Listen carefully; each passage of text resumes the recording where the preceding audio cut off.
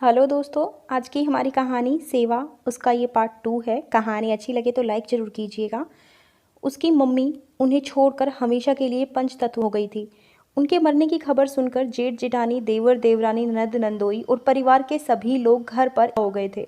रवीश और सारिका का तो रो रो कर बुरा हाल था। तब अदिति आते हुए कहा, भैया भाभी आप रो मत, आपने तो उनकी बहुत सेवा की थी, अब इन्हें अंतिम सफर पर भेजने की तैयारी करो। यह सुनकर सारिका अंतिम बार अपनी सास को स्नान कराने लगी। तब उसकी ताई सास ने उसका हाथ पकड़ लिया और उससे बोली, तुम अपनी सास को अपने हाथ मत लगाओ, बीच वाली बहू का हाथ लगाना मना होता है। तुम्हारी जिठानी और देवरानी ही इन्हें अंतिम स्नान, और वे दोनों मिलकर ही इनके लिए 13 दिन तक गोग्रास का खाना भी बनाएंगी, तुम नहीं बना सकती हो। यह सुनकर सारिका को गुस्सा आ गया। वह अपनी ताई सास से बोली, आज तो फैसला होकर ही रहेगा। ऐसा ही आपने जब किया था तब पापा गए थे, उस वक्त भी पापा की सेवा मैं ही करती थी। तब मैं शर्म के मारे कुछ नहीं बोली थी, परंतु अब मैं चुप नहीं रहूँगी। जब जीते जी इनकी सेवा मैंने की, मेरे पति ने की, तब मरने के बाद मैं इनको हाथ क्यों नहीं लगा सकती? क्या बीच वाली बहू अछूत होती है? जिन देवरानी जेठानी ने इन्हें अपने पास रखने से भी मना कर दिया था, जीते जी कभी इनका हाल चाल भी नहीं पूछा था, आज वो दोनों इन्हें अंतिम स्नान क्यों कराएंगी और क्यों वे इनके लिए गोग्रास का खाना बनाएंगी? सारिका की बातें सुनकर अदिति बोली, ताई आपको फैसला तो करना ही होगा। छोटी भाभी ठीक कह रही है। जब मम्मी की सेवा छोटी भाभी ने की, फिर वो मम्मी को हाथ क्यों नहीं लगा सकती?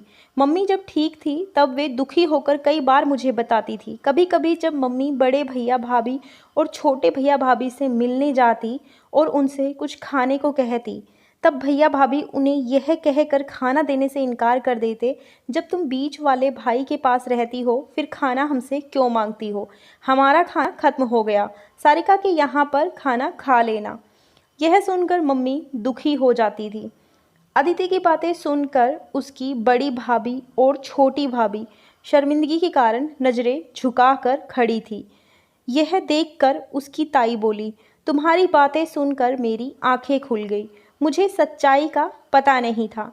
जो जीते जी अपने माता पिता की सेवा नहीं करते, ऐसे लोग अछूत होते हैं।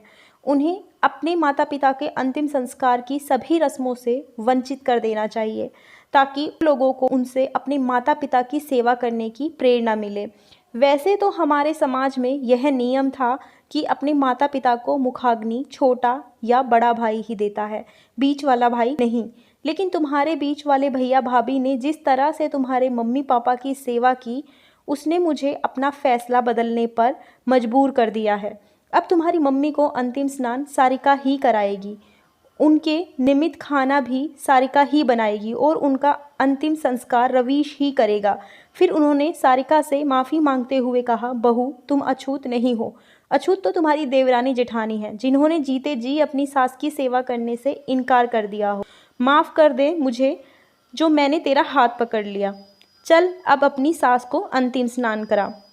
ताई सास का फैसला सुनकर सारिका रोते हुए अपनी सास को अंतिम स्नान कराने लगी। धन्यवाद दोस्तों। कहानी अच्छी लगी हो तो लाइक कर दीजिए, ज़्यादा से ज़्यादा शेयर कीजिए, चैनल को सब्सक्राइब कर लीजिए और अपनी राय कमेंट सेक्शन में ज़रूर बताइए।